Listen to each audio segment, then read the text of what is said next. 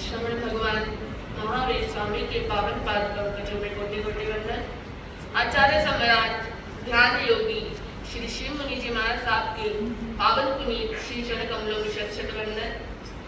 मुझे संयम में स्थित चारित्र विधि का पाठ पढ़ाने वाले युवाचार्य श्री महेंद्र ऋषि जी महाराज साहब के पावन पुनीत श्री चरण कमलों में शत शत वंदन। मेरे परम आराध्य पूज्य गुरुदेव श्री रविंद्र मुनि जी महाराज साहब एवं मुझे जिन धर्म की राह दिखाने वाले वाणी के जादूगर प्रज्ञा महर्षि श्री रमणीक मुनि जी महाराज साहब के पावन पुनीत श्री चरण कमलों में शत शत वंदन, कोटि कोटि वंदन।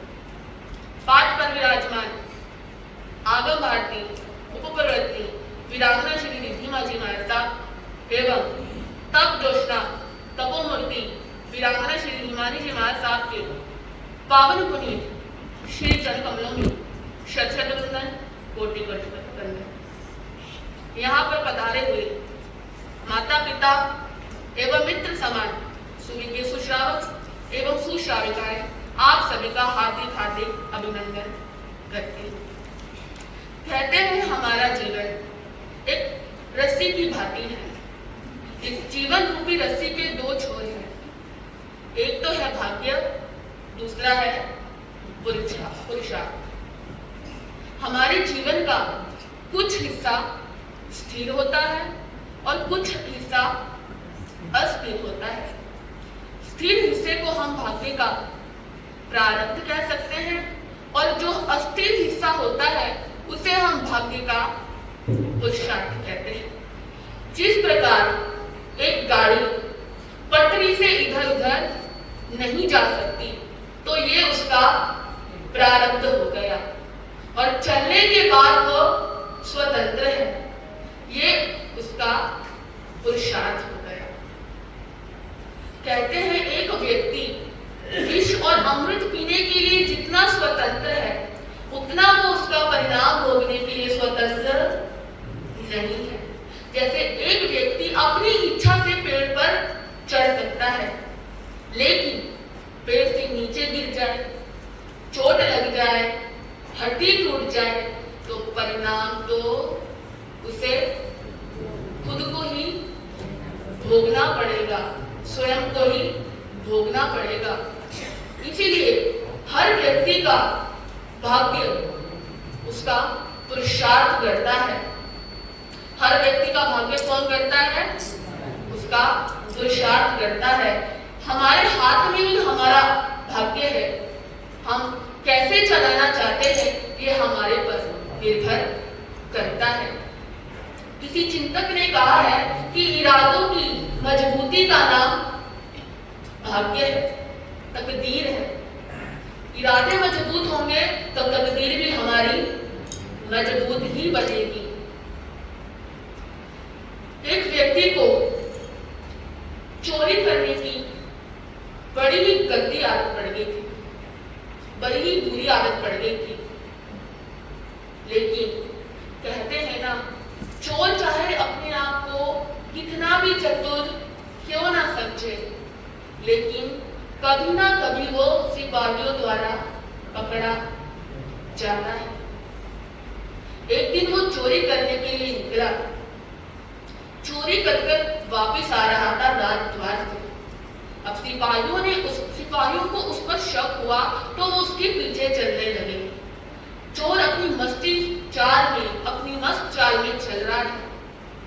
चोर ने पीछे देखा तो भाई मेरे पीछे कोई आ रहा है, तो उसने पीछे मुड़ के देखा तो मेरे पीछे तो राजपुरुष आ रहे हैं, सिपाही आ रहे हैं। तो जैसे ही उसने देखा तैसे ही उसके पैरों के नीचे से जमीन खिसक गई। उसने भागना शुरू किया, पूरी जान लगाकर भाग रहा है। वो आके सिपाही उसके पीछे पीछे। अब भागते भागते वो एक मंदिर के पास रुका। अंदर गया, मंदिर में जाकर उसने वहां की देवी स्वरक्षा की प्रार्थना की। विनम्र स्वर से उसने देवी की प्रार्थना की, देवी को बुलाया कि मेरी मदद कीजिए माता, मैं अभी असमर्थ हूं। देवी ने प्रकट होकर कि तुम घबराओ मत, तुम डरो मत, मैं तुम्हारे साथ हूं, मैं तुम्हारे पास हूं, तुम जाओ और राजपुरुषों का सामना करो। तो उस चोर ने कहा कि देवी, अगर मुझ में उन राजपुरुषों का सामना करने का सामर्थ्य होता तो मैं आपके पास आता। ये कहकर चोर चुप हो गया। तो देवी ने कहा, ठीक है, अगर तुम उनका सामर्थ्य नहीं कर सकते, उनका सामर्थ्य करने में असमर्थ हो, तो एक काम करो, तुम जितनी तुम्हारे में ताकत है पूरी ताकत लगाकर चिल्लाओ। तुम्हारी जो आवाज की गुंजार होगी ना, उस गुंजार को सुनकर वो राजपुरुष भाग जाएंगे। अब चोर ने कहा कि माता, डर के मारे जो मेरा गला है वो बंद हो चुका है, वो रुक चुका है, इसलिए मेरे अंदर इतना सा बोलने की भी ताकत नहीं है, मैं इतना सा भी बोल नहीं सकता। तो देवी ने कहा, ठीक है, तुम ये नहीं कर सकते तो एक काम करो, उठकर द्वार ही बंद कर दो, द्वार बंद करके आ जाओ। जब राजपुरुष देखेंगे कि मंदिर का द्वार तो बंद है तो अपने आप लौट जाएंगे। लेकिन उस चोर के दिमाग में तो कुछ और ही चल रहा था।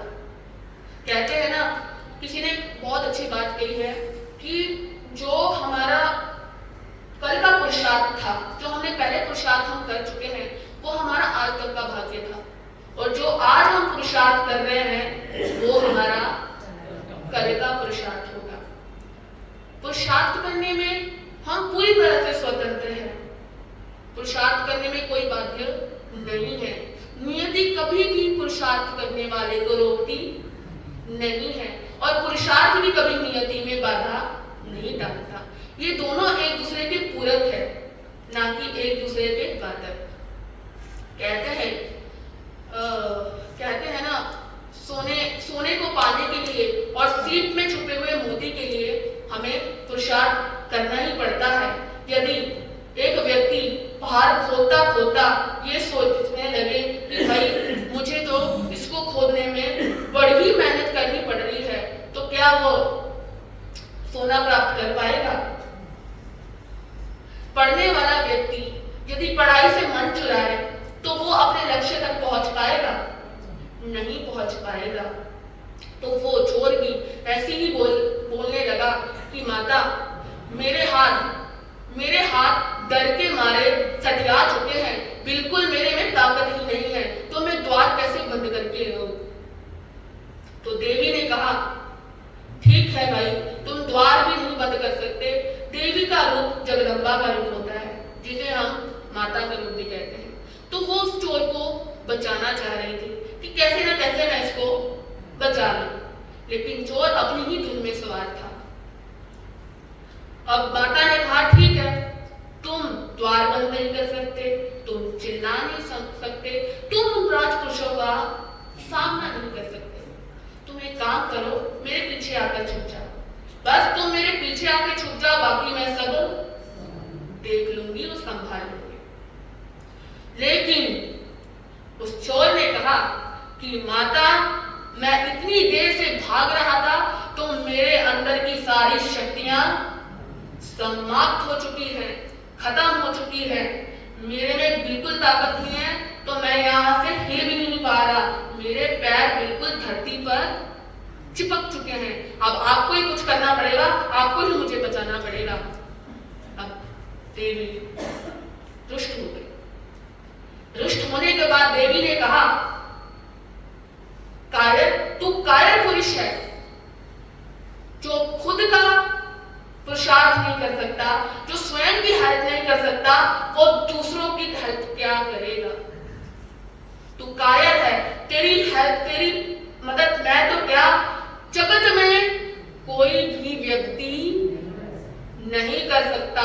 जो स्वयं की मदद नहीं कर सकता, वो दूसरों की भी मदद नहीं कर सकता। अंत में सिर्फ इतना ही कहूंगी, क्षमा बुझ जाए तो जल सकती है, किश्ती हर तूफान से निकल सकती है, मायूस ना हो, अपने इरादे ना बदल, किस्मत किसी भी वक्त बदल सकती है, किस्मत किसी भी वक्त बदल सकती है।